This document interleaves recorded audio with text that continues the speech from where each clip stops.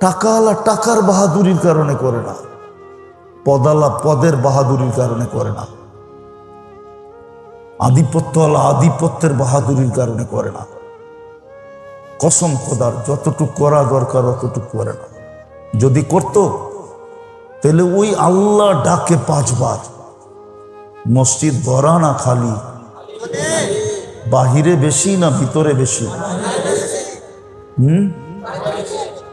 কয় গুণ বেশি? কত গুণ বলেন না?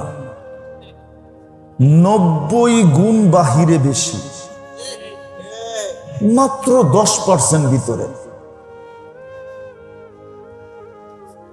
যেই 2 নামাজের উপরে জান্নাতের গ্যারান্টি দিছিলেন, 2 নামাজের উপরে, হুজুররা একমত হবে কিনা আবার জানি না। মান সাল্লাল বারদাইন দাখালাল জান্নাহ। এইখানে ওয়াও আনেন নাই, ফাও আনেন নাই, সুম্মাও আনেন নাই, কোন হরুফি মধ্যখানে আনেন নাই। ফজর আর আসর জান্নাতের গ্যারান্টি দিছিলেন, কিন্তু সবচেয়ে কম মুসল্লি ফজরে, ঠিক না? আমি তো হাদিস দিলাম, এবার কোরআন দিব। কোরআন তো বলে ইন্না কোরআন আল ফজরি কানা মাশহুদা। ফজরের নামাজ তোমার সর্বঘাটিতে তোমার পাহারাদার ছিল, সিকিউরিটি গার্ড ছিল, গার্ড। তোমাকে গার্ড দিয়ে নেওয়া যাবে। কিছু গার্ড দেখলে এমনি মানুষ রাস্তা ছেড়া দেয়, কিছু গার্ড দেখলে কি করে? যেই গাড়ির সামনে পিছে সেনাবাহিনীর বহর দেখে, ওটা কি রাস্তা চাইতে হয় না এমনি দিয়ে দেয়? তো ফজরের নামাজ তো এরকম গার্ড ছিল। কোরআন আল ফজরি কানা মাশহুদা।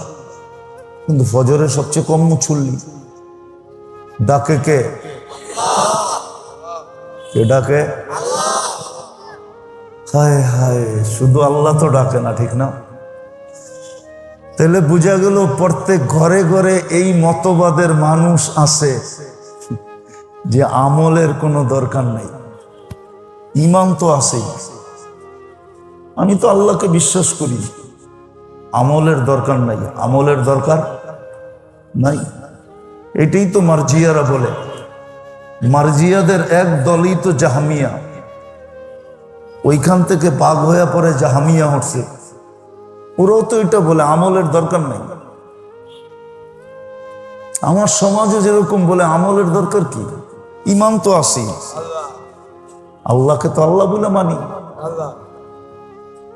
আমলের দরকার নাই। এই জন্যই তো মসজিদ খালি, বাজার ভরা, মসজিদ খালি, অফিস ভরা, মসজিদ খালি, আদালত ভরা। অথচ একটা যুক্তি দিব, এই এলাকায় তো মসজিদ হওয়ার কথা ছিল না। যুক্তিতে বলে না, যুক্তিতে বলে না। ঢাকা শহরের সবচেয়ে উন্নত এলাকা কোনটা? ওইখানে কোন মানুষগুলা বাস করে? যারা নিজেদেরকে সবচেয়ে বেশি উন্নত মনে করে, ঠিক না? অ্যাবিলিটির দিক দিয়ে, ঠিক না? সত্য না? সর্বদিক দিয়ে যারা অ্যাবিলিটি রাখে ওরাই গুলশানে থাকে, ঠিক না? আচ্ছা, আল্লাহ মনে হয় গরিব, ঠিক না? আল্লাহ তো বলতে পারতো যে একটা মসজিদ, আজাদ মসজিদ দিয়া দিছি গুলশানে, দরকার হলে আরেকটা বানালো। আমার বাড়িটাও উন্নত সোসাইটিতে থাকুক, খিলগার মতো জায়গায় আমার বাড়ি দিমু কেন? এটা আল্লাহর বাড়ি না? এটা কার ঘর? মসজিদ কার ঘর? আপনি আমাকে যুক্তি দিয়ে বুঝান। এই এলাকায় তো মসজিদ হওয়ার কথা ছিল না, মসজিদ হওয়ার কথা ছিল উন্নত এলাকায়। আল্লাহর চেয়ে উন্নত কে? আল্লাহর চেয়ে টপে কে? আল্লাহর চেয়ে বড় ধনী কে? আল্লাহর চেয়ে বড় শক্তিশালী কে? আল্লাহ তো অল ইন অল, সবচেয়ে পাওয়ারফুল। উনি কেন মসজিদটা খিলগায় দিল?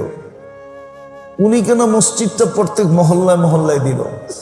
ওনার ঘরটাকে কেন দিল? উনি আমাদের দিকে চেয়ে দিছিলেন, আমাদের দিকে। এই জন্যই তো আল্লাহ কোরআনে বলছিলেন, মা গররাকা বিরাব্বিকাল কারীম, তোর দিকে তাকায় এত দয়া করলাম, তারপরও তুই আমার থেকে দূরে চলে গেলি। মা গররাকা বিরাব্বিকাল কারীম, আমার মতো দয়ালু রব থেকে তোকে দূরে সরাইল কে? তারপরও আমি ডাকতেছি, তুই আসিস না। তো ইমাম বুখারী রহমতুল্লাহ আলাই সর্বশেষ বাব দ্বারা, অধ্যায় দ্বারা, সর্বশেষ হাদিস দ্বারা আমাদেরকে দুটা জিনিস বুঝাইতে চাইতেছিলেন। যদিও এই কিতাব কোনো এক সম্প্রদায়কে রদ করার জন্য, প্রত্যাখ্যান করার জন্য ইমাম বুখারী রহমতুল্লাহ আলাইহি নিয়ে আসছিলেন, কিন্তু উনি দুইজনকে প্রত্যাখ্যান করতে চাইছেন, আবার একটা জিনিসকে প্রমাণ করতে চাইছেন। দুটা জিনিসকে উনি প্রমাণ করতে চাইছেন, আর দুই সম্প্রদায়কে উনি ডিনাই করতে চাইছেন, রদ করতে চাইছেন। বললাম না, যদিও নামকরণ হিসাবে আমাদের দেশে নাই, কিন্তু প্রত্যেক ঘরে ঘরে এই মতবাদের লোক আছে। নারী আছে, পুরুষ আছে, যুবক আছে, বৃদ্ধ আছে, শিক্ষিত আছে, অশিক্ষিত আছে, ধনী আছে, গরিব আছে, শাসক আছে, শাসিত আছে, পদস্থ আছে, পদহীন আছে, প্রত্যেক শ্রেণীর মানুষ আছে যারা আমলের প্রয়োজন মনে করে না। বলে আমলের প্রয়োজন নাই, প্রমাণ দিলাম আমি। যদি আমলের প্রয়োজন মনে করত, তাইলে কমসে কম একটা হলেও করত। যেই একটা না, 100টা ছিল। যেমন নামাজ একটা না, নামাজের ভিতরে 100টা রাখা আছে, 100টা। এই জন্যই তো হাদিস ঘোষণা দিছেন, ইদা সালুহা সালুহা সাইরুল আমাল। নামাজ যদি আল্লাহকে কমপ্লিট করে দেখাইতে পারো, তাহলে আল্লাহর রাসূল বলে আল্লাহ তোমাকে কমপ্লিট বইলা লেখা দিবে। নামাজ কমপ্লিট, জীবন কমপ্লিট। নামাজ ওকে, জীবন ওকে। নামাজ পূর্ণ, সবকিছু পূর্ণ। আর কোনোটার ভিতরে আল্লাহ কুদরতি হাত লাগাইও দেখবেন না। নামাজ ওকে, ঠিক, কমসে কম একটা করতো। কিন্তু সবচেয়ে বেশি দেখা যায় দুর্বলতা এখানেই আমাদের, নামাজের প্রয়োজন মনে করে না। যদিও কে ডাকে? কে ডাকে? আরে বলেন না, কে ডাকে? যার আমরা শ্বাসে শ্বাসে মুখাপেক্ষী। শুধু আল্লাহ ডাকে না, যিনি 99টা পদের মালিক ডাকে। 99টা আমাদেরকে জানায়া দিছেন। এমনি তো আল্লাহ অগণিত পদের মালিক, আমাদেরকে 99 পদের মালিক ডাকে। আল্লাহ ডাকে না, শুধু রহমান ডাকে, রহিম ডাকে, মালিক ডাকে, কুদ্দুস ডাকে, সালাম ডাকে, মুমিন ডাকে, মুহাইমিন ডাকে, আজিজ ডাকে, জব্বার ডাকে, মুতাকাব্বিরুল খালিকুল বারিকুল মুসাব্বিরুল গফফারুল কহারুল ওয়াহাবুর রাজ্জাকুল ফাত্তাহুল আলিমুল কাবিদুল বাসিতুল খাফিদুর রাফিউল মুইজ্জুল মুদিল্লুস সামিউল বাসিরুল হাকামুল আদলুল লতীফুল খাবীরুল হালিমুল আযীমুল গফুরুশ শাকুরুল আলিয়ুল কবীরুল হাফিজুল মুকীতুল হাসিবুল জলিলুল করিমুর রকিবুল মুজিবুল ওয়াসি আল হাকিমুল ওয়াদুদুল মজিদুল বাঈসুল শাহীদুল হকুল ওয়াকিলুল কবিয়ুল মতিনুল ওয়ালিয়ুল হামিদুল মুসিয়াল মুবদিয়াল মুঈদাল মুখী আল মুমিত الحي القيوم الواجد الماجد الواحد الأحد الصمد القادر المقتدر المقدم المؤخر الأول والآخر الظاهر والباطن الوالي المتوالي البر التواب المنتقم العفو الرؤوف مالك الملك ذا الجلال والإكرام المقسط والجامع والغني والمغني المانع الضار النافع النور الهادي البديع والباقي الوارث والرشيد الصبور জাল্লে জালালু 99 পদের মালিক আল্লাহ ডাকে, তারপরও 90 জন প্রয়োজন মনে করে না। কিন্তু ইমাম বুখারী রহমতুল্লাহ আলাইহি বুঝাইতে চাইতেছেন বড় প্রয়োজন হবে। ওয়ানাযাউ মাওয়াজিনাল কিসতা লিয়াউমিল কিয়ামা, হ্যাঁ বড় প্রয়োজন হবে, কেননা তোমাকে মাপাই হবে আমলের পাল্লা দিয়া। দুটা মিটার দিয়া তোমাকে মাপা হবে, একটা হলো ঈমান আর একটা হলো আমল। ঈমানের ভিতরে কেমন ঈমান ওটাই বলে দিয়েছেন, তাওহীদ ওয়ালা ঈমান। এক সময় ছিল মানুষ তাওহীদ শিখত, এখন মানুষ তাওহীদ শিখে না। এক সময় তাওহীদের চর্চা হতো, প্রত্যেক জায়গায় জায়গায় হালকা হতো, প্রত্যেক মসজিদে মসজিদে এটার তালিম হতো, তাওহীদের তালিম। কেননা শুধু ঈমান চান না, তাওহীদওয়ালা ঈমান চান। ঈমান শুধু চান না, তাওহীদওয়ালা। মাত্রাও চান না, মাত্রা বিন্দু হোক, জাররা হোক, জাররা। কিন্তু যদি ঈমান তাওহীদওয়ালা হয় আর বিন্দু হয়, তাহলে আমি একটা হাদিস দিতেছি, দুটা হাদিস, হাদিসে কুদসি। আল্লাহ বলে, যদি তোমার গুনাহ দ্বারা যদি সৌরজগৎ ভরা গেল, ওয়ালাউ বালাগাত যুনুবুকা ইনানা সামা ওয়া মা আশরাকতা বিহ, গুনাহ দ্বারা সৌরজগৎ ভরা গেল। এখন তো আপনাদেরকে আবার আমার সৌরজগৎ পড়াইতে হবে, সময় তো নাই সৌরজগৎ পড়াবো, যে সৌরজগৎটা কত বড়। আমরা তো জানি না সৌরজগৎ কত বড়, প্রথম আকাশের নিচটা কত বড় এটা আমরা জানি না। একটা ধারণা দিতেছি, আমাদের দুনিয়াতে যেরকম মহাদেশ আছে, কয়টা কয়টা এখন 7টা না 8টা? 7টা, ঠিক না?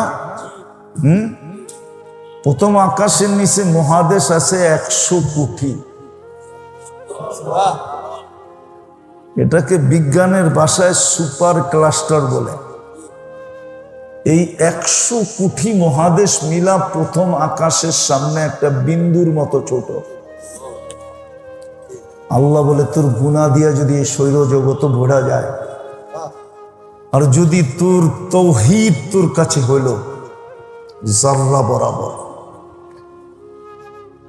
আর আমার কাছে মাপ চাইলি, তাহলে আমি মাফ করা দিব। অলা উবালি, আমি পরোয়াই হবে না তুমি কত গুনাহ করলে।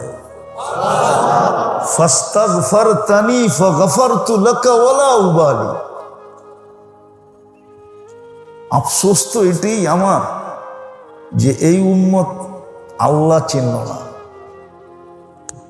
আর আল্লাহর আর নিজের মাঝে সম্পর্ক বুঝল না।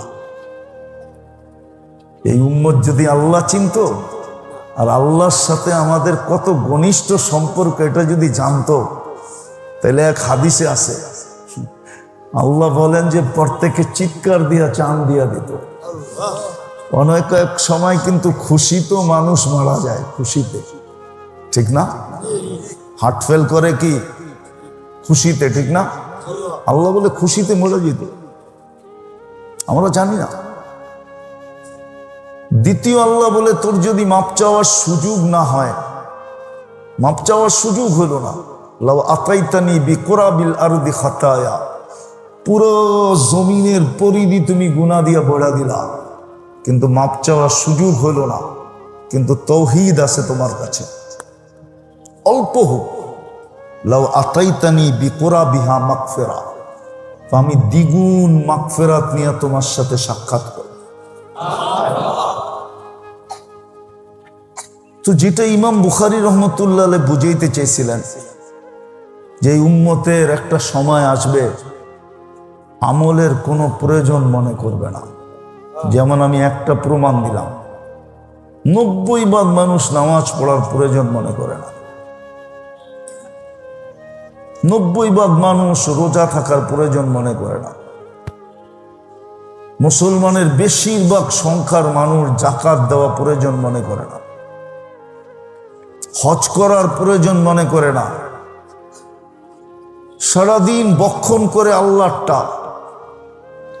এই যুবক করে জিজ্ঞাসা করেন, সারা দিনে একবার মনের থেকে আল্লাহ বলে কিনা? একবার জিজ্ঞাসা করেন এদেরকে। সারা দিনে যদি একবার মনের থেকে আল্লাহ বলতো, একবার। এই মজমায় জিজ্ঞাসা করেন কয়জন আছে ডেলি 100 বার আল্লাহ বলে? আমরা আল্লাহ বলা প্রয়োজন মনে করি না, যদি এটা বড় আমল ছিল, বহুত বড় আমল। আরে রাগ হবেন না, আমি বুঝানোর জন্য বলতেছি, আমি কারো বিরোধিতায় বলতেছি না, কাউকে ইঙ্গিত করে না। আমরা তো এই সমাজেই বড় হয়েছি, ঠিক না? এই দেশেই তো জন্ম নিছি, দাড়িটা তো এই দেশেই পাচ্ছে, ঠিক না? আমরা তো দেখি সারাদিন নাম জপতে জপতে জপতে জপতে জপতে থাকে। এর 100 ভাগের 1 ভাগও যদি আল্লাহ জপত, তাহলে মনে হয় সব কুতুব হয়ে যেত, কুতুব। অথচ দলীয় প্রধানের নাম, ব্যক্তিত্বের নাম সারাদিন এতবার জপতে থাকে, সারাদিন জপতে থাকে। অথচ আল্লাহর নাম জপা সবচেয়ে বড় ডিউটি ছিল আমাদের। হায়, কোরআন তো এটাই বলছিল, কুতিলাল ইনসানু মা আকফারা। ও মানুষ, এই জন্যই তো 96 বার বলছেন আল্লাহ আর রহমানের ভিতরে 96টা নেয়ামতের কথাই বলছেন। প্রত্যেকটা নেয়ামতের পরে আল্লাহ কি বলছে? ফাবিআইয়ি। এটার অর্থ কি? এটার আমার কাছে আরেকটা অর্থ আছে, দেখি এটা মনে লাগে কিনা। আল্লাহ এক একটা নেয়ামত বলে বলছে, আমরা বলি আমার কোন কোন নেয়ামতকে অস্বীকার করবে। আমি এই তর্জমা মানি, কিন্তু আমি একটা তর্জমা আপনাদেরকে শোনাই। আল্লাহ যেন আমাদেরকে বুঝাইতে চাইতেছে, আমি 96টা নেয়ামত তোকে দিলাম, বল তুই আমাকে কি দিলি?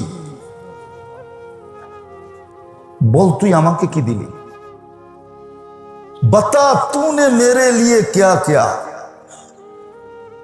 আমি তো 96টা নেয়ামত দিলাম তোরে, তুই আমারে কি দিলি বল? উচিত ছিল সারাদিন আল্লাহর নাম নেওয়া। আজকে মুসলমানের এই দুরবস্থা কেন? একটু ভাবেন। 250 কোটি মুসলমান, 60টা মুসলিম দেশ, দুনিয়ার সবচেয়ে বড় কারেন্সি মুসলমানের কাছে, দুনিয়ার সবচেয়ে বেশি ব্র্যান্ড মুসলমান ব্যবহার করে, দুনিয়ার সবচেয়ে বেশি কাপড় চোপড় মুসলমান ব্যবহার করে, দুনিয়ার সবচেয়ে বেশি প্রসাধনী মুসলমান ব্যবহার করে, দুনিয়ার সবচেয়ে বেশি খাওয়া দাওয়া মুসলমান খায়। মুসলমানের চেয়ে বেশি আইটেম দুনিয়ার কেউ খায় না। কেউ আমাকে মিলিয়ে দিতে পারবে না। চ্যালেঞ্জ সারা দুনিয়ার মিডিয়ার সাথে আমার, কেউ আমাকে মিডিয়া দিয়ে মিলিয়ে দিতে পারবে না যে মুসলমানের চেয়ে বেশি কাপড় চোপড় কেউ পরে। আমি এই নূরবাগের মাদ্রাসার কমপ্লেক্সের ভিতরে বসে বলতেছি, আর নূরবাগ তো পুরাটাই শিক্ষিত, কেননা নূরবাগের মানুষের সামনে আমাদের শিক্ষার কোনো মূল্যই নেই। আমরা নিজেদেরকে শিক্ষিত মনে করি না। ওনাদেরকে আমি জিজ্ঞেস করি, বিল গেটসের যদি কোনো একটা শার্ট $300 বেশি কেউ দেখাইতে পারে, ওর জুতা আমার গাল। $300 উপরে কোনো শার্ট নাই ওর। কিন্তু এই নূরবাগে এরকম লোক পাওয়া যাবে, নাম বলবো না, চিনি আমি, যার একটা গেঞ্জির দাম, গেঞ্জির হাতা কাটা গেঞ্জির দাম সিঙ্গাপুরি ডলারে $1,500। আমরা চিনি, আমরা দুনিয়া ঘুরে বেড়াই, আমরা চিনি। মুসলমানের চেয়ে দামি জিনিস কেউ পড়ে না। তারপরও মুসলমান আজকে সারা দুনিয়ায় ঘৃণিত কেন, দীক্ষিত কেন, অবহেলিত কেন, লাঞ্ছিত কেন, বঞ্চিত কেন, এই দুরবস্থা কেন? যদি মুসলমানদের দুরবস্থা আমার যুবকরা না দেখতো, ওরা সারাদিন নেটে দেখতে থাকে যে ইসলাম মুসলমান মানি একটা কলঙ্ক। এই জন্য ও চুলের স্টাইল পাল্টায় ফেলছে, চুলের স্টাইল চেঞ্জ। ও জানে মুসলমান এটা একটা কলঙ্ক নাম, বিদায় আমি চুলের স্টাইলটা চেঞ্জ করে দেখি আমার মাথার থেকে কলঙ্কের তিলকটা আমি সরাইতে পারি কিনা। এই জন্য ওর পোশাক আশাক ভিন্ন, ওর চাল চলন ভিন্ন, আমাদের যুবতীদের চাল চলন ভিন্ন, আমার পুরো সমাজের চাল চলন ভিন্ন। নইলে যে উম্মতকে দাড়ি দিলেন জান্নাতে যাওয়ার জন্য, ওই উম্মত দাড়ি শেভ করে? এই উম্মতকে তো দাড়ি দিছে জান্নাতে যাওয়ার জন্য। আমি হাদিস দিতে পারি আপনাকে। যাকে আল্লাহ মুসলমানের ঘরে নিজে নির্বাচিত করলেন, চাল্লাক আল্লাহ উম্মতে মোহাম্মদী বানাইলেন। বুঝা আমি শেষ জায়গায় চলে আসছি, জোশে জোশে অনেক লম্বা চলে গেছি।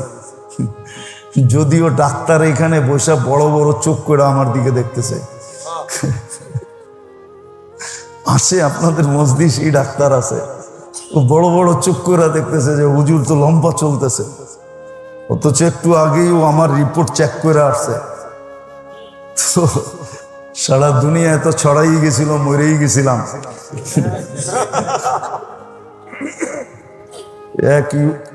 এক মিনিট আমল। আরেক দল আছে আমাদের ভিতরে, এটাও প্রত্যেক বাড়ি বাড়ি আছে, এটাও প্রত্যেক বাড়ি বাড়ি আছে। এই জন্য আমাদের সমাজে একটা কথা প্রচলিত আছে, আরে হুজুররা কয়, হুজুররা বলেই, হুজুরগো কামই বলা, ঠিক না?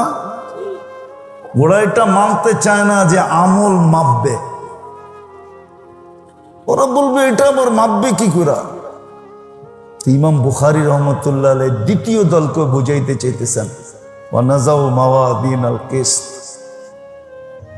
তোমাদের কাছে যদি মাপার জন্য এত যন্ত্র হতে পারে, তোমরা বাতাসের গতি মাপতে পারো, তোমরা যদি বলের গতি মাপতে পারো, তোমরা যদি বলারের গতি মাপতে পারো, স্পিরিট মাপতে পারো, তোমরা যদি তাপ মাপতে পারো, তোমরা যদি শীতের তাপ মাপতে পারো, তোমরা যদি এত কিছু পারো, তাহলে তোমাদেরকে ব্রেনটা যে আল্লাহ দিছে, ওই আল্লাহ কত কিছু পারে। ইমাম বুখারী রহমতুল্লাহ আলাইহি দ্বিতীয় দলকে বুঝাইতে চাইতেছে যে আল্লাহ কালকে মাইপা দেখায়া দিবে। মাইপা কি করবে? মাইপা এরকম পাল্লা দিয়া মাপবে যেটার থেকে সূক্ষ্ম আর কিছু নাই। তোমাদেরটার কত সূক্ষ্ম, আল্লাহর চেয়ে 1 কোটি গুণ বেশি সূক্ষ্ম। আল্লাহ মাইপা দেখায় দেবে। এই দলকে ইমাম বুখারী রহমতুল্লাহ আলাইহি বুঝাইতে চাইতেছে যে আমল আল্লাহ মাইপা তোমাকে দেখায় দেবে, এটাই সত্য। এই জন্য আবার উনি আমলের ওয়েটও দেখায় দিয়েছেন যে দেখো শব্দ কিন্তু দুইটা, কিন্তু দুইটা হইলে কি হবে? সুবহানাল্লাহি ওয়া বিহামদিহি একটা, ওয়া সুবহানাল্লাহিল আযীম আরেকটা। শব্দ কিন্তু দুটা, কিন্তু ওজন কতটুকু, এটার ভ্যালু কতটুকু, এটা উনি দেখায় দিয়েছেন যে বিলকুল সহজ, বিলকুল সহজ। খফিফাতানি আলাল লিসান, কিন্তু প্রিয় আল্লাহর কাছে কিরকম? হাবিবাতানি ইলার রহমান, আল্লাহর কাছে অবর্ণনীয় প্রিয়। সাকিলাতানে ফিল মিজান, মিজানের পাল্লায় বড় ওয়েট। এই জন্য আমাদের উচিত এটা শিখা ডেলি, কমসে কম 2-4 বার ডেলি পড়া উচিত, কমসে কম একবার হলেও পড়া উচিত। সুবহানাল্লাহি ওয়া বিহামদিহি পড়েন, ও সুবহানাল্লাহিল, ডেলি একবার পড়াও আপনি মুস্কি হাসি দিতে পারেন। যদি বললেন হাসি দিলা কেন, বলে আমি আজকে এরকম 2টা শব্দ পড়ছি যেটা মিজানের পাল্লায় সবচেয়ে বেশি ওজনওয়ালা। যেমন আমি একটা কথা বলি, বারাটিয়ারা ডেলি 5 বার হাসি দিতে পারে, আবার বাড়িওয়ালারা রাগ হয়ে যাবে। বলমু বারাটিয়ারা ভাবে যে আমি তো ভাড়া থাকি, বাড়ি তো নাই। তো ও যদি প্রত্যেক নামাজের পরে 10 বার সূরা ইখলাস পড়ে, জান্নাতে একটা বাড়ি হয়। তো 5 ওয়াক্তে পড়লে কয়টা বাড়ি? কি ও তো প্রত্যেক নামাজের পরে 10 বার পরে একটা হাসি দিতে পারে।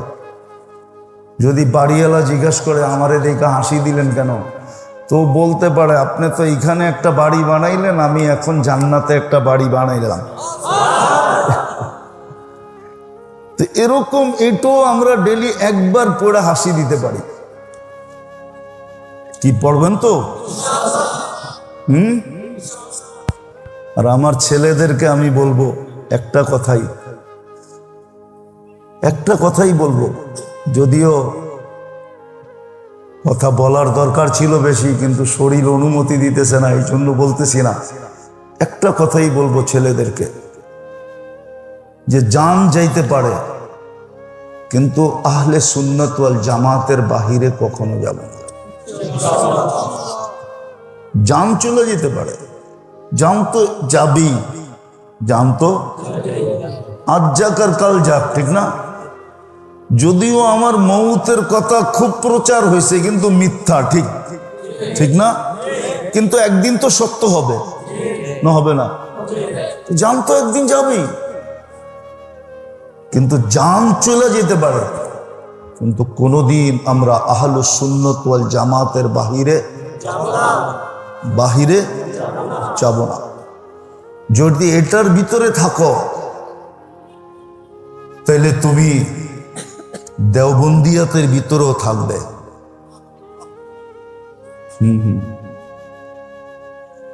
কথা বলতে মনে চায়, এই জন্য একটু বলতেছি, কষ্ট হোক আর যাই হোক। দেওবন্দকে ধরে রাখা মানি হলো এক হাদিসকে ধরে রাখা। কি হাদিসে হয়েছে, আলাইকুম বিসুন্নতি ওয়া সুন্নাতিল খুলাফাইর রাশিদিন আল মাহদিয়িন। আল্লাহ রসুল বলে আমার সুন্নত এবং খোলাফায়ে রাশিদিনের সুন্নতকে মজবুতির সাথে ধরে রাখো। আর আল্লাহ দারুল উলুম দেওবন্দ তৈরি করছেন এই 4 খোলাফার সন্তান দিয়া। কয়জনের? খোলার সময় নেই, আমি নাম দিয়া মিলাই দিতে পারবো। এই 4 জনের সন্তান দিয়া আল্লাহ দারুল উলুম দেওবন্দ তৈরি করছেন। আবু বকর সিদ্দিক রাদিয়াল্লাহু তাআলা আনহুর সন্তান, ওমর রাদিয়াল্লাহু তাআলা আনহুর সন্তান, ওসমান রাদিয়াল্লাহু তাআলা আনহুর সন্তান, আর আলী রাদিয়াল্লাহু তাআলা আনহুর সন্তান। এই জন্য তো শিব্বির আহমদ ওসমানী, এই জন্য তো হোসাইন আহমদ মাদানী। বাকি 2টা শোনায়া দিলাম, বাকি 2টা পরে শোনায়া মনে। এই 4 জনের সন্তান দিয়া আল্লাহ দারুল উলুম দেওবন্দকে তৈরি করছেন। যে আহলে সুন্নতুল জামাতকে আঁকড়ায় ধরে রাখবে সে দেওবন্দকেও ধরে রাখবে, আর আহলে সুন্নতুল জামাতকে ধরবে না সে দেওবন্দকেও ধরবে না। আচ্ছা, আরেকটা কথা মনে উঠল, অনেক সময় আমাদের সমাজে দেখা যায় যে ইমাম বুখারী রহমতুল্লাহ আলাইকে এত উপরে উঠায় যে অন্য অন্য ইমামদেরকে পায়ের নিচে নিয়ে যায়। কি মনে হয় বুঝাইতে পারলাম না? ইমাম বুখারীকে এত উপরে উঠায় অন্য অন্য ইমামদেরকে পায়ের নিচে নিয়ে যায়। অথচ একটাই দেখাই, আবু হানিফা রহমতুল্লাহ আলাইহির জন্ম 80 হিজরিতে। কত? ওনার এন্তেকাল 150 হিজরিতে, আর 150 হিজরি পর্যন্ত সাহাবাদের দৌড়। ঠিক আছে, আরো 44 বছর যোগ করেন, কত হবে? 194 হিজরিতে ইমাম বুখারী রহমতুল্লাহ আলাইহির জন্ম। আবু হানিফা রহমতুল্লাহ আলাইহির মৌতেরও 44 বছর পরে জন্ম। কার? ইমাম বুখারী রহমতুল্লাহ আলাইহি। যে 44 বছর আগে মারা গেছে, ইমাম তিরমিজি রহমতুল্লাহ আলাইহির কথা মতো, যে আমার চেয়ে যে বয়সে একদিন বড়, সে আমার চেয়ে বেশি কয়েকশো গুণ বেশি মঙ্গল রাখে। বলছে কেন? বলছে সে আল্লাহর রসুলের জমানার আমার থেকে একদিন আগে। অথচ আবু হানিফা রহমতুল্লাহ আলাইহি পুরা সাহাবাদের জমানা পাইছে। আর একটা মজার খবর শোনাবো, শেষ হাদিস যেটা পড়লো আশকাব, যেটা আশকাব কি, রাবির নাম কি? আহমদ ইবনে আশকাব। ইনি আবু হানিফা রহমতুল্লাহ আলাইহির ছাত্র, ইনি কুফি। ইনি কি? ইমাম বুখারী রহমতুল্লাহ আলাইহি শেষ হাদিসও আনছেন আবু হানিফা রহমতুল্লাহ আলাইহির ছাত্রের থেকে। আবার বুখারীর যে প্রথম হাদিস, এই ইন্নামাল আমালু বিন্নিয়াত, এই প্রথম রাবি ও হুমায়দি, এই হুমায়দিও আবু হানিফা রহমতুল্লাহ আলাইহির ছাত্র। আমি আসমাউর রিজালের উপরে তকরির করতে চাইতেছি না, এখন মহলই নাই, ছেলেদের ভিতরে এতটুকু যোগ্যতাই নাই। এই হুমায়দিও আবু হানিফা রহমতুল্লাহ আলাইহির ছাত্র। আবু হানিফা রহমতুল্লাহ আলাইহির দাদা ওস্তাদ। যারা বলে যে ইমাম বুখারী রহমতুল্লাহ আলাইহি আবু হানিফার উপরে আঙ্গুল উঠাইছেন, আবু হানিফা রহমতুল্লাহ আলাইহি আমাদের মতো বেয়াদব ছিলেন না। উনি যদি বেয়াদব হইতেন তাহলে আল্লাহ ওনাকে এত বড় মাকামে উঠাইতেন না। দাদা ওস্তাদের মর্যাদা ওনার কাছে ছিল।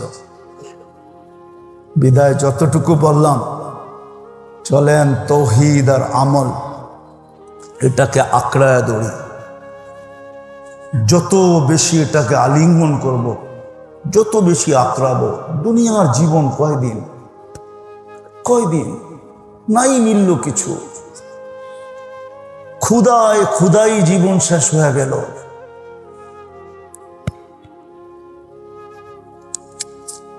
ক্ষুদাই জীবন শেষ হয়ে গেল, তাতে কি আসে যায়?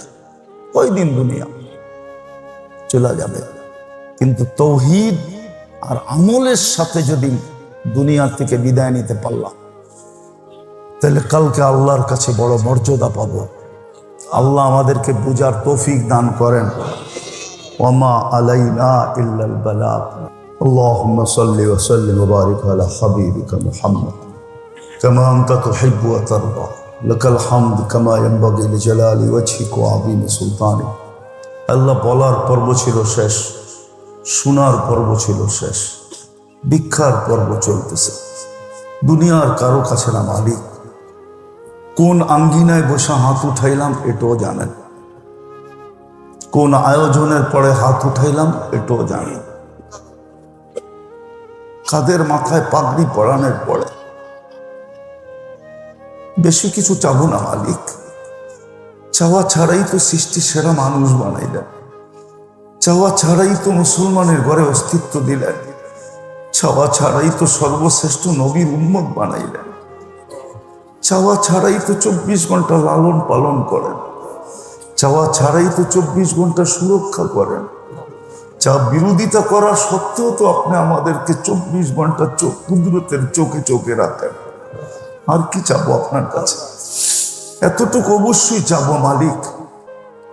চাওয়ার হুকুম যদি না থাকতো তাহলে চাওয়ার আর প্রয়োজন ছিল না। কিন্তু আপনি নিজেই তো বলছেন উদুনি আস্তাজিব লাকুম। বেশি চাবো না, আমাদের আয়োজনটাকে কবুল করেন। আয়োজকদেরকে কবুল করেন, এই মাদ্রাসা মসজিদ কমপ্লেক্সকে কবুল করেন, এর ওস্তাদ ছাত্রদেরকে কবুল করেন, এর কমিটিকে কবুল করেন, এর সাহায্য সহানুভূতিকারীদেরকে কবুল করেন। হায় আল্লাহ, এই মহল্লার মাটিটাকে কবুল করেন, মানুষগুলাকে কবুল করেন। আজকে এই ঢাকা শহরের মাটিটাকে কবুল করেন, মানুষগুলাকে কবুল করেন। লাল সবুজের মাটিটাকে কবুল করেন, লাল সবুজের মাটি মানুষগুলাকে কবুল করেন। সারা দুনিয়ার মুসলিম জগৎটাকে কবুল করেন, মুসলিম জগতের মানুষগুলাকে কবুল করেন। কবুলিয়ত চাই, আর কিচ্ছু চাই না। আমাদের এই ছেলেগুলাকে কবুল করেন। আল্লাহ আল্লাহ, চুম্বুকের সাথে লেগে থাকলে বলে একদিন লোহ চুম্বুক হয়, তো আমরা নিজেরাই তো চুম্বুক ছিলাম না, আমাদের ছাত্ররা চুম্বুক হবে কোত্থেকা? আয় আল্লাহ, আমরা ওদেরকে আপনার সুপুর্দ করে দিলাম, আপনাকে মুরব্বী বানায়া দিলাম, আপনি এদের তরবিয়ত করেন। আমরা সামান্য একটু পাগড়ি পড়ায়া দিছি, তরবিয়ত করতে পারি না, যেরকম পড়ানোর দরকার এরকম পড়াইতেও পারি না। মালিক মালিক, আপনার হাতে উঠায়া দিলাম। জীবনের কোন ক্ষেত্রে এইসব ছেলেগুলাকে আপনি দূরে সরাইয়া দিয়েন না।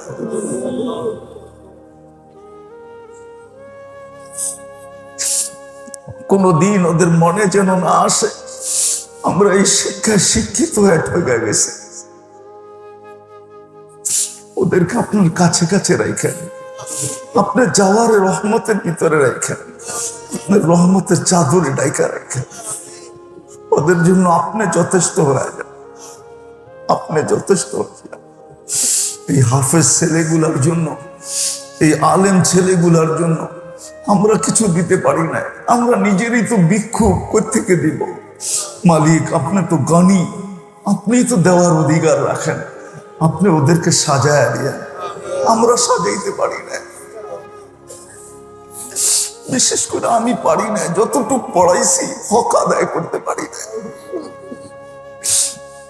শুধু চোখের পানি দিয়ে আপনার কাছে বলতেছি, মালিক আপনি ওদেরকে সাজায় দিয়ে আমাদের জান্নাতের যাওয়ার সবব বানায় দিয়ে, আমরা যেন ওদের আঙ্গুল ধরে জান্নাতে যেতে পারি, আমরা যেন ওদের সুপারিশে জান্নাতে যেতে পারি, আমরা যেন ওদের হাতের উসিলায় জান্নাতে যেতে পারি, পুরো উম্মতে মুহাম্মদী যেন যেতে পারে। আল্লাহ, পুরো উম্মতে মুহাম্মদী যেন যেতে পারে। আজকে কবুলিয়ত নসিব করেন, আর কিচ্ছু চাই না।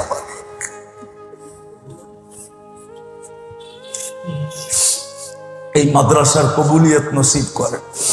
আয় আল্লাহ, আয় আল্লাহ, যার যে পেরেশানি আছে দূর করে দেন, প্রয়োজন আছে মিটায়া দেন, অসুস্থ আছে শেফায়ে কামেলা আজলা দায়মা মুস্তামিরা নসিব করেন।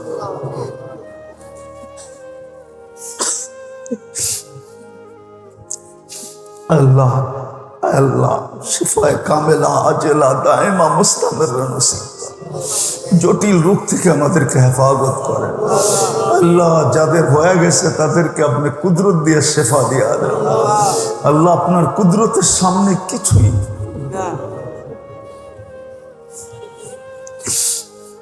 আল্লাহ, আপনার কুদরতই তো আসল।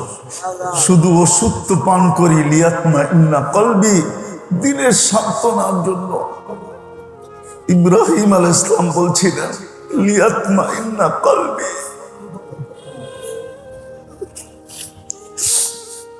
আল্লাহ, এই মজমার আত্মীয় স্বজন যেখানেই ঘুমানো থাকুক না কেন, আমাদের মা বাবা যেখানেই শায়িত থাকুক না কেন, উম্মতে মুহাম্মদী যেখানেই মাটির নিচে আরাম করুক না কেন, জিন হোক আর ইনসান হোক, আল্লাহ সবাইকে মাফ করা দেন, কবরকে জান্নাতের বাগান বানান, ফিরদাউসুল আলার ভিতরে মাকাম নসিব করে। আয় আল্লাহ, অনেকেই আমাদের কাছে দোয়ার দরখাস্ত করছে, অনেকে করতে চাইছে পারে নাই, হক রাখে। সবার মনের আকাঙ্ক্ষাকে পুরা করা দেন, মনের আশাকে পুরা করা দেন, প্রয়োজন থাকলে মেটায়া দেন। আয় আল্লাহ, আমাদের দোয়াকে মেহেরবানি করে কবুল করেন।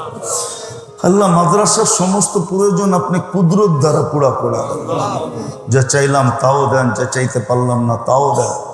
ওয়াসাল্লাল্লাহু তাআলা আলা খায়রি খালকি মুহাম্মাদি ওয়া আলিহি ওয়া সাহবিহি আজমাইন বিরহমাতিকা ইয়া আরহামার রাহিমিন।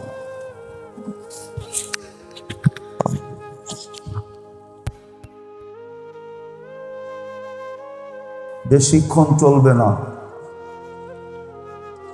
কেননা শরীরের অবস্থার দিকে দেখা, যদিও ডাক্তারের নিষেধ ছিল যে কথা যেন নাই বলি, কিন্তু আল্লাহ আল্লাহ রসুলের কথা বলবো না, এটা হয়তো হয় কি করে? দুনিয়াতে তো কথা একটাই আছে, হাদিসে হুকুমও আছে,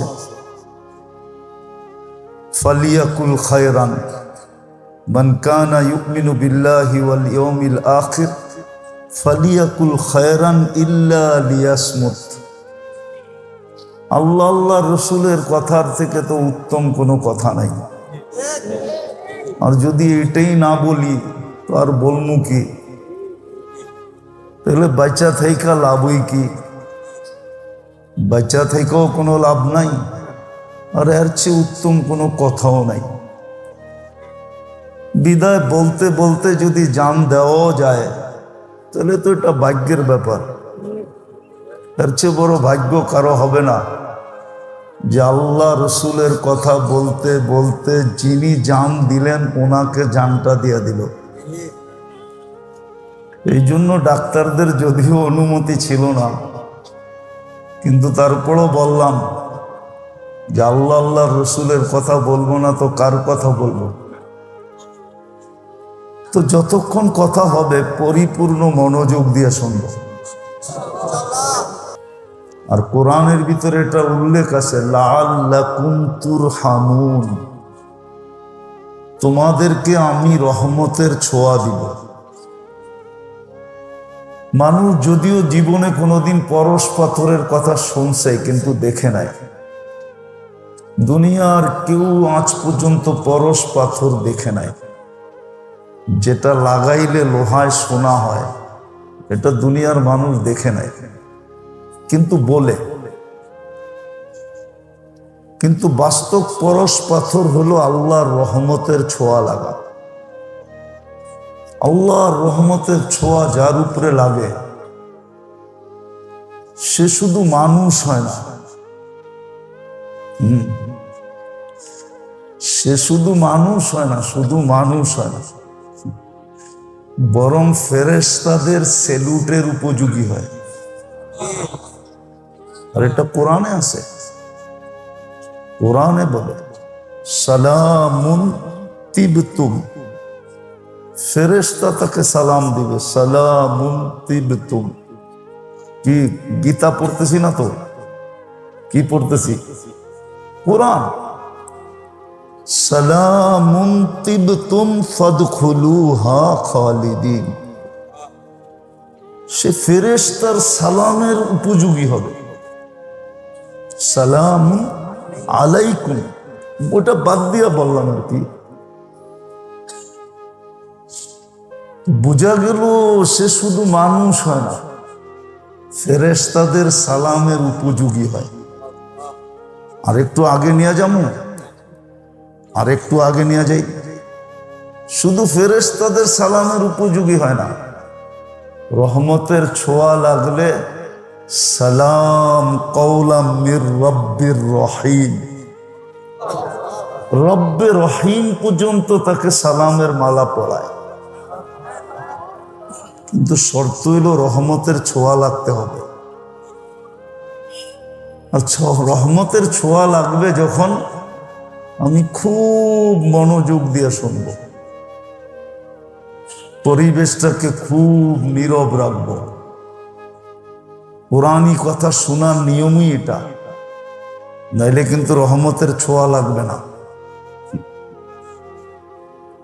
দুইজনের সালাম যখন দেখাইলাম, ফেরেশতা আর আল্লাহ, আল্লাহ এবং ফেরেশতা, তো বাকি সৃষ্টি তো দিবেই দিবে। এই জন্যই তো জালালউদ্দিন সুয়ুতি রহমতুল্লাহ আলাইহি লেখেন যে যখন আল্লাহর রহমতের ছোঁয়া লাগে তো কবরও সালাম দেয়। কবর, জালালউদ্দিন সুয়ুতি রহমতুল্লাহ আলাইহি লেখছেন, লাশ যখন কবরের পাশে নিয়ে যায় তো কবর বলে ইদান উহাব্বিলু লাকা বাতনি খাদরা, আমি আমার পেটটা তোমার জন্য সবুজ শ্যামল বানায় দেব। ওয়া ইউহাব্বিল জিসমা কানুরা, তোমার শরীরটা নূরানি হয়ে যাবে। ইয়াসআদ রূহুকা ইলাল্লাহ, তোমার রূহ আল্লাহর সান্নিধ্যে চলে যাবে। তারাল জান্নাতা গুদুওয়া ওয়া আশিয়া, তুমি সকাল বিকাল জান্নাত দেখতে দেখতে দেখতে দেখতে সময় কাটায় দেবে। তো এই জন্য খুব মনোযোগ। আমরা শেষ হাদিস পড়ছি বুখারী, যদিও ৭,২৭৫টা হাদিস পুরা ২ ভলিউমে, আর এটা বারবার আসার কারণে। এমনি বুখারী শরীফের ৪,০০০-এর কাছাকাছি হাদিস আছে, কিন্তু বারবার আসার কারণে ৭,২৭৫টা হয়েছে। আজকে আমরা শেষ হাদিস পড়লাম, আমাদের ছেলেদের মাথায় পাগড়ি পড়াইয়া দিলাম, যদিও এরা ভাববে খুশির পাগড়ি, কিন্তু না, এটা বড় ব্যথার পাগড়ি, বড় দায়িত্বের পাগড়ি। বড় দায়িত্ব এদের মাথায় আজকে লেগে গেছে।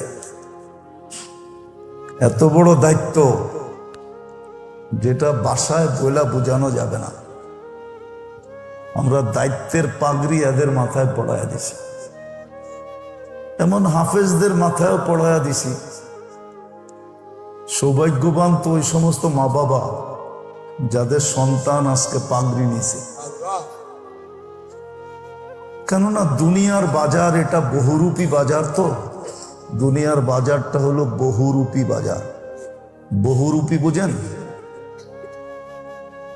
দুনিয়া রঙ্গময়, যার মনে যা লয়, বহুরূপীর বাজার। তো এই জন্য আমাদের সমাজে আজকে এই সমস্ত পাগড়ির কোনো মূল্য নাই। দুই একটা শোনাই, তারপরে দেখি দিলে লাগে কিনা। যারা হেফজের পাগড়ি নিছে, হাফেজ, আল্লাহ ওদেরকে যদি, আমরা তো দোয়া করব, আর দোয়া না শুধু আল্লাহর কাছে 100-তে 100 আশা রাখবো। যদিও মধ্যখানে একটা কাহিনী মনে উঠলো, সত্য না হইলে কাহিনী শোনানোর স্বভাব আমার নাই, আমি কাহিনীতে বিশ্বাস কম করি, কিন্তু সত্য দেখা শোনাইতেছি। ইতিহাসের পাতায় একজন আলেমের নাম পাওয়া যায়, আব্দুর রহমান হাফফার। হাফফার বলে কবর খোদককে, ইতিহাসের পাতায় আর নাম আছে। যদিও আর বাড়ি সিরিয়ায় ছিল, উনি বুড়া বয়সে আলেম হয়েছিলেন। বংশগতভাবে ওনারা কবর খোদক ছিলেন, দামেস্কের কবরে কবর খোদাই করতেন ওনারা। তো 2টা লাশকে উনি ওনার হাতে দাফন করার পরে কবরের চিত্র যেটা উনি স্বচক্ষে দেখছেন, আর দোনোটা লাশই এক বাড়ির ছিল, আওয়াজ না এক বাড়িরই ছিল দোনোটা লাশ। তো কবরের চিত্র দেখার পরে উনি দামেস্কের জামিয়া মাদ্রাসায় যেয়ে ভর্তি হওয়ার জন্য আবেদন করলেন। তো মাদ্রাসারা বলল, তুমি এই বুড়া বয়সে ভর্তি বা হবে কেন, আর এই বুড়া বয়সে শিখবেই বা কি? তো সে বলছে, না, আমি তো ভর্তি হবই হব, আর আলেম হবই হব। তো জিজ্ঞেস করছে, তোমার এত আগ্রহ কেন? তো সে পুরা কাহিনী খুলা বলছে। তো মাদ্রাসাওয়ালারা ওনাকে ভর্তি দিছেন। ওই সময় উনি যুগ শ্রেষ্ঠ আলেম হোসেন। যার হাতের অনেক লেখা কিতাব এখনো অনেক লাইব্রেরিতে রাখা আছে, নাম হলো আব্দুর রহমান হাফফার। তো যদি আমরা তো বিশ্বাস করি হাফেজ যারা হলো আল্লাহ এদেরকে জান্নাতে বিশেষ একটা শহর দিবে। শহর আমাদের যেরকম কি বলে হাতির ঝিল আছে, জান্নাতে একটা লেক আছে রাইয়ান, ওইখানে একটা শহর বানায় দিবে মিম্মারজান, মারজান পাথর দিয়া। লাহু ৭০,০০০ বাবান। ওই শহরে ঢুকতে হইলে ৭০,০০০ গেট পার হইতে হবে। আলা কুল্লি বাবিন ৭০,০০০ মালাইকাতান। প্রত্যেক গেটে ৭০,০০০ ফেরেশতা থাকবে। তো প্রত্যেক গেটে ফেরেশতা একে গার্ড অব অনার দিবে। সর্বশেষ গেট যখন অতিক্রম করবে তো ৪৯০ কোটি ফেরেশতার সালাম কমপ্লিট হবে এবং প্রত্যেক ফেরেশতা উপটোকন দিবে। সবার মুখে একটাই স্লোগান থাকবে, হামাতান লিল কোরআন। কোরআনকে সিনায় ধারণ করার জন্য তোমাকে এই পুরস্কারে পুরস্কৃত করা হলো। শুধু জীবনে একবার না, যতবার সে ওইখানে যাবে আর যতবার ওইখান থেকে বাহির হবে। এমনকি মা বাবা যখন ওই শহর দেখতে যাবে তো মাকে মাতৃত্বের পুরস্কার দিবে, বাবাকে পিতৃত্বের পুরস্কার দিবে, পিতা হওয়ার পুরস্কার দিবে। এবার বোঝেন যারা হাফেজ হলো ওদের মা বাবা কিরকম সৌভাগ্যবান। আরো ১০ জনকে তো নিয়েই যাবে জান্নাতে। আমাদের সমাজে তো বহুত ঘর কম আছে যে ঘরে ১০ জন সদস্য আছে। আগে থাকতো, এখন ১০ জনওয়ালা সদস্যওয়ালা ঘর আমাদের দেশে এখন খুব কম। ১০ জনকে নিয়ে যাবে। এই জন্য আমাদের বড়রা লিখছিলেন যে প্রত্যেক মুসলমানের ঘরে উচিত ছিল একজন করে হাফেজ তৈরি করা, কমসে কম। এটা তার আখেরাতের পুঁজি ছিল। আর এইখানে গ্রান্টি ছিল, কদ ওয়াজাবাত লাহুমুন নার, যাদের জন্য দোজখ অবধারিত ছিল এরকম ১০ জনকে সুপারিশ করা জান্নাতে নেওয়া যাবে, আঙ্গুল ধরা জান্নাতে নেওয়া যাবে। গ্রান্টি ছিল। কিন্তু বললাম না দুনিয়াটা বহুরূপী, রঙ্গময়, এই জন্য বোঝা কঠিন। আর এক একজন আলেম ৪০০ জনকে নেওয়া যাবে। গ্রান্টি বাংলাদেশেও আছে নিয়ম, কিন্তু গ্রান্টি নাই। প্রেসিডেন্ট ইচ্ছা করলে প্রত্যেক ফাঁসির আসামি যদি প্রেসিডেন্টের কাছে আবেদন করে সে ইচ্ছা করলে মাফ করতে পারে, কিন্তু করবে বলে গ্যারান্টি নেই। পারে করতে, কিন্তু এই ৫৩-৫৫ বছরের প্রেসিডেন্ট কয়জনকে মাফ করছেন জানি না, পেপারে পাওয়া যাবে কিনা খোঁজা। কিন্তু কিয়ামতের দিন এদেরকে মাফ, এদের উপরে গ্যারান্টি আছে। আল্লাহ এখনই গ্যারান্টি দিয়ে রাখছেন যে ১০ জন তোমাকে দিব, ৪০০ জন তোমাকে দিব। আবার বইলা রাখছেন আর সুফাহা উ সালাত, ৩ দলের বিদায় এদের পাগড়ির বড় মর্যাদা। যদিও আমার সমাজে মর্যাদা নাই, আমার সমাজে এটাকে মর্যাদার জিনিস মনে করা হয় না। যদি মনে করা হইতো তাহলে ইমাম বুখারী রহমতুল্লাহ আলাইকে শেষ হাদিস এটা আনতে হতো না, এটা না আনলেও চলতো। শেষ হাদিস বাবু ওয়া নাযাউ মাওয়াযিনাল কিসতা লিয়াউমিল কিয়ামাহ, এই অধ্যায় আনার দরকার ছিল না, এই হাদিসও আনার দরকার ছিল না, কোনো প্রয়োজন হইতো না। বোঝা গেল 1000 বছর আগেই, আরো বেশি 1200-1300 বছর আগেই ইমাম বুখারী রহমতুল্লাহ আলাইহি বুঝা ফেলছিলেন যে একদিন আসবে এটার কোনো মূল্য থাকবে না। আসলে আমাদের সমাজে মূল্য নাই, আমাদের সমাজে মূল্য নাই। উনি জানতেন যে মূল্য হবে না, এই জন্য উনি বুখারীর শেষ হাদিস এটা নিয়ে আসছেন যে একদিন মানুষের কাছে এটার কোনো মূল্যবোধ থাকবে না। মানুষ মানুষকে মূল্যায়ন করবে দুনিয়ার মাধ্যমে। দুনিয়া যার কাছে আছে মূল্য তার আছে, দুনিয়া যার কাছে নাই তার কোনো মূল্য নাই। এটাই আমাদের সমাজের চালচলন সবকিছু। কিন্তু ইমাম বুখারী রহমতুল্লাহ আলাইহি এটাই বুঝাইতে চাইতেছেন যে এই বাজার বেশি দিন চলবে না, এই বাজার বেশি দিন চলবে না, অচিরেই এই বাজারটা অফ হয়ে যাবে। আর সত্য এটাই, প্রত্যেক ব্যক্তির মৃত্যুর সাথে সাথে তার বাজার অফ, চাই সে যত বড় বাজারই থাকুক। মৃত্যু হয়ে গেল, বাজার শেষ, এখন নতুন বাজার শুরু। এই জন্য ইমাম বুখারী রহমতুল্লাহ আলাইহিকে এই বাব আনতে হয়েছে।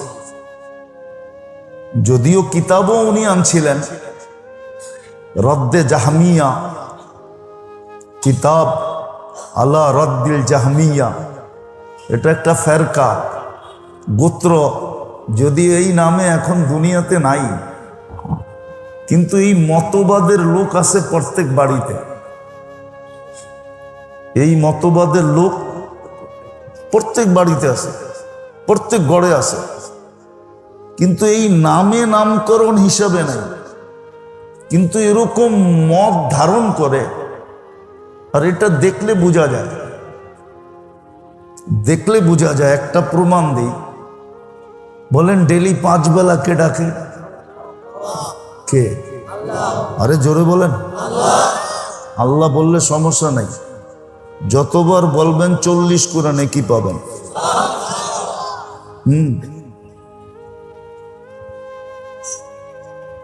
আর ইমাম বুখারী রহমতুল্লাহ আলাইহি লেখছেন যে আল্লাহর নামকে ওয়েট করার কোনো জিনিস নাই। আল্লাহর নামকে ওয়েট করতে পারে, ওজন করতে পারে। এই দ্বিতীয় ভলিউমই আছে, কিতাবুত তাওহীদের ভিতরেই আছে। আল্লাহর নামকে ওয়েট করার মতো কোনো কি নাই, কোনো দাড়ি নাই, কোনো পাল্লা নাই, কোনো বাটকারা নাই। আল্লাহ বানানি নেই, আল্লাহর নামকে কেউ ওয়েট করবে। এই জন্য আল্লাহ বললে সমস্যা নাই, 40 নেকি পাবেন। দোয়া করতে থাকেন, আল্লাহ সারা জীবনে একবার আল্লাহ বলা আপনি কবুল করে নেন। যদি একবার কবুল হলো, একবার, ইনশাআল্লাহ দেখা হবে। সমগ্র সৃষ্টি দিয়েও এটাকে ওজন করা সম্ভব হবে না। আল্লাহ নামটা কার? কে রাখছে? আল্লাহ নিজের নাম কি রাখছে? আল্লাহ। ওই আল্লাহ ডাকে, ঠিক না? চিনেন তো আল্লাহরে? চিনেন তো? কে? যিনি আমাদেরকে অস্তিত্ব দিচ্ছেন, ঠিক না? যিনি আমাদেরকে 24 ঘন্টা লালন পালন করেন, যিনি আমাদেরকে 24 ঘন্টা সুরক্ষা দেন। হায় হায় হায়, যার আমরা প্রত্যেক শ্বাসে শ্বাসে মুখাপেক্ষী, মুহতাজ, আনতুমুল ফুকারা। শ্বাসে শ্বাসে আমরা আল্লাহর মুহতাজ। চালায় তো চলি, না চালাইতে দিলে এক শ্বাস নেওয়ার ক্ষমতা নাই। আছে নাকি? বিশ্বাস করেন না? করেন না? না, মনে হয় মনের থেকে করে না, ঠিক না? যুবক তো যৌবনের বাহাদুরির কারণে করে না। ও বলে আমার যৌবন আছে, যৌবনের বাহাদুরির কারণে এই কথাটা বিশ্বাস করে না যে শ্বাসে শ্বাসে আল্লাহর মুহতাজ। টাকাওয়ালা টাকার বাহাদুরির কারণে করে না, পদালা পদের বাহাদুরির কারণে করে না, আধিপত্যওয়ালা আধিপত্যের বাহাদুরির কারণে করে না। কসম খোদার, যতটুকু করা দরকার অতটুকু করে না। যদি করত তাহলে ওই আল্লাহ ডাকে 5 বার, মসজিদ ভরা না খালি, বাহিরে বেশি না ভিতরে বেশি? কয় গুণ বেশি? কত গুণ বলেন না? 90 গুণ বাহিরে বেশি, মাত্র 10% ভিতরে। যেই 2 নামাজের উপরে জান্নাতের গ্যারান্টি দিছিলেন, 2 নামাজের উপরে, হুজুররা একমত হবে কিনা আবার জানি না। মান সাল্লাল বারদাইন দাখালাল জান্নাহ। এইখানে ওয়াও আনেন নাই, ফাও আনেন নাই, সুম্মাও আনেন নাই, কোন হরুফি মধ্যখানে আনেন নাই। ফজর আর আসর জান্নাতের গ্যারান্টি দিছিলেন, কিন্তু সবচেয়ে কম মুসল্লি ফজরে, ঠিক না? আমি তো হাদিস দিলাম, এবার কোরআন দিব। কোরআন তো বলে ইন্না কোরআন আল ফজরি কানা মাশহুদা। ফজরের নামাজ তোমার সর্বঘাটিতে তোমার পাহারাদার ছিল, সিকিউরিটি গার্ড ছিল, গার্ড। তোমাকে গার্ড দিয়ে নেওয়া যাবে। কিছু গার্ড দেখলে এমনি মানুষ রাস্তা ছেড়া যায়, কিছু গার্ড দেখলে কি করে? যেই গাড়ির সামনে পিছে সেনাবাহিনীর বহর দেখে, ওটা কি রাস্তা চাইতে হয় না এমনি দিয়ে দেয়? তো ফজরের নামাজ তো এরকম গার্ড ছিল, কোরআন আল ফজরি কানা মাশহুদা। কিন্তু ফজরের সবচেয়ে কম মুসল্লি। ডাকে কে? কে ডাকে? হায় হায়, শুধু আল্লাহ তো ডাকে না, ঠিক না? তাহলে বোঝা গেল প্রত্যেক ঘরে ঘরে এই মতবাদের মানুষ আছে যে আমলের কোনো দরকার নেই, ইমান তো আছেই। আমি তো আল্লাহকে বিশ্বাস করি, আমলের দরকার নাই, আমলের দরকার নাই। এটাই তো মার্জিয়ারা বলে। মার্জিয়াদের এক দলই তো জাহামিয়া, ওইখান থেকে বাগ হয়ে পরে জাহামিয়া হচ্ছে। ওরাও তো এটা বলে আমলের দরকার নেই। আমার সমাজে যেরকম বলে আমলের দরকার কি, ইমান তো আসি, আল্লাহকে তো আল্লাহ বলে মানি, আমলের দরকার নাই। এই জন্যই তো মসজিদ খালি, বাজার ভরা, মসজিদ খালি, অফিস ভরা, মসজিদ খালি, আদালত ভরা। অথচ একটা যুক্তি দিব, এই এলাকায় তো মসজিদ হওয়ার কথা ছিল না, যুক্তিতে বলে না, যুক্তিতে বলে না। ঢাকা শহরের সবচেয়ে উন্নত এলাকা কোনটা? ওইখানে কোন মানুষগুলা বাস করে? যারা নিজেদেরকে সবচেয়ে বেশি উন্নত মনে করে, ঠিক না? অ্যাবিলিটির দিক দিয়ে, ঠিক না? সত্য না? সর্বদিক দিয়ে যারা অ্যাবিলিটি রাখে ওরাই গুলশানে থাকে, ঠিক না? আচ্ছা, আল্লাহ মনে হয় গরিব, ঠিক না? আল্লাহ তো বলতে পারতো যে একটা মসজিদ, আজাদ মসজিদ দিয়া দিছি গুলশানে, দরকার হলে আরেকটা বানালো, আমার বাড়িটাও উন্নত সোসাইটিতে থাকুক, খিলগার মতো জায়গায় আমার বাড়ি দিমু কেন? এটা আল্লাহর বাড়ি না? এটা কার ঘর? মসজিদ কার ঘর? আপনি আমাকে যুক্তি দিয়ে বুঝান। এই এলাকায় তো মসজিদ হওয়ার কথা ছিল না।